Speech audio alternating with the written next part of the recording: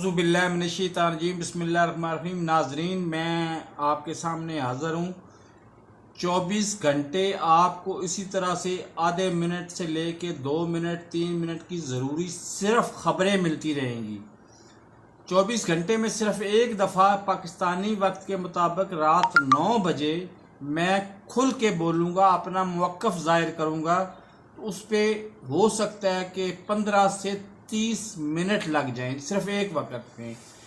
तो लिहाजा आप इस चैनल को ज़्यादा से ज़्यादा सब्सक्राइब करें, क्योंकि मैं आप में से ही हूँ और आप जैसों से आप जैसों की खबरें हाईलाइट करता हूँ। मुझे कोई दिलचस्पी नहीं है इमरान खान से, कोई दिलचस्पी नहीं है नून लीग से, कोई दिलचस्पी नहीं है पीपल्स पार्टी से।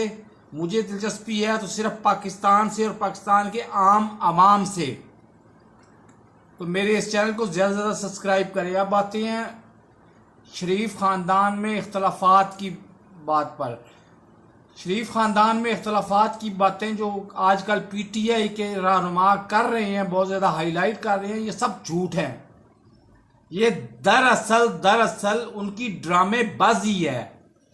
आप देखें 1990 से लेके आज तक बड़े भाई मोहम्मद नवाज शरीफ का हाथ आर्मी के चीफ के गिरेबान पर होता है और छोटे भाई शहबाज शरीफ उसके पाँव में पड़े होते हैं। तो यही हालत आज भी है, जिसको इख्तलाफात का नाम दिया जा रहा है। आज मेरा प्रोग्राम छोटा है। दूसरी खबर पर मैं तबसरा करता हूँ। तालिबान बार बार बयानात दे रहे हैं, हम हुकूमत में ख़वातीन को भी शामिल करेंगे और पुरअमन रहेंगे और अमेरिका जैसे दुश्मन समेत तमाम ममालिक के साथ अच्छे ताल्लुकात कायम करेंगे।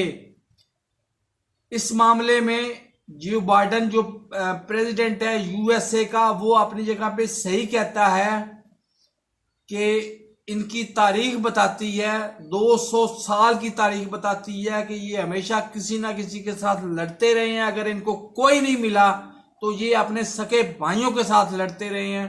इसलिए जब ये करेंगे तो फिर ही हमें यकीन आएगा। इनके ऐलानात बहुत खुशकुन और बहुत खुशगुमान है। बहुत अच्छी बात है अगर ये अमल भी करें तो, लेकिन जब अमल करेंगे तो फिर हम मानेंगे कि ये वाकई बदले हुए तालिबान है।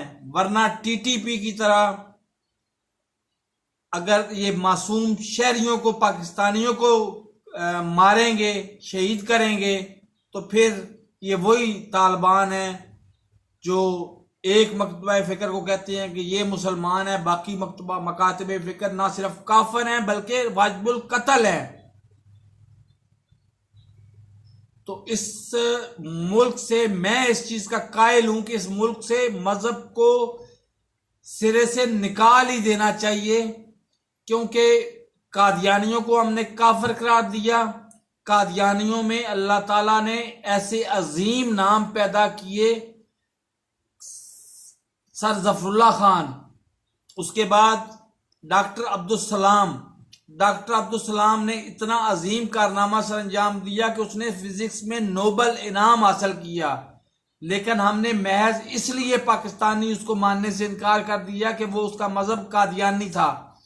हालांकि ज़ाहिरी तौर पर और उनको अकायद को देखते हुए मैं उनको मुसलमान ही समझता हूँ, अपने से कहीं बेहतर और कई मुसलमानों से बहुत बेहतर मुसलमान समझता हूँ। खसूसन हकूकुल इबाद के मामले में उनको बहुत बेहतर मुसलमान समझता हूँ।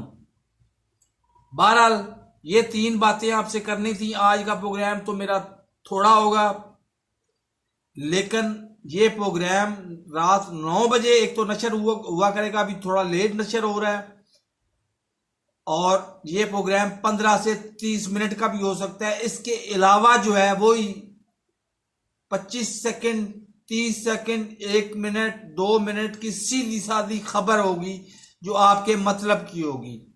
और सबसे पहले होगी, आज ARY न्यूज ने 4 घंटे बाद ये खबर दी है कि कराची का 80% हिस्सा बिजली से महरूम है। लेकिन मैंने 4 घंटे पहले आपको ये खबर पहुंचा दी थी, सुनने वालों ने सुन ली होगी कि मैंने 4 घंटे पहले बता दी थी कि कराची में महज के इलेक्ट्रिक की नाअहली की वजह से 80% इलाका बिजली से महरूम हो चुका है। बहरहाल बिजली की बहाली का काम जारी है। वो हमारी दुआ है कि अल्लाह ताला कराची के शहरियों पे रहम करे और ज़्यादा से ज़्यादा जल्द से जल्द बिजली को बहाल करने की इलेक्ट्रिक को तौफीक अता फरमाए, आमीन।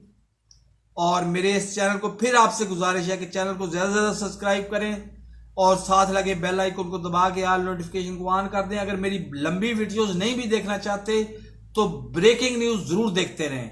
अल्लाह हाफिज़।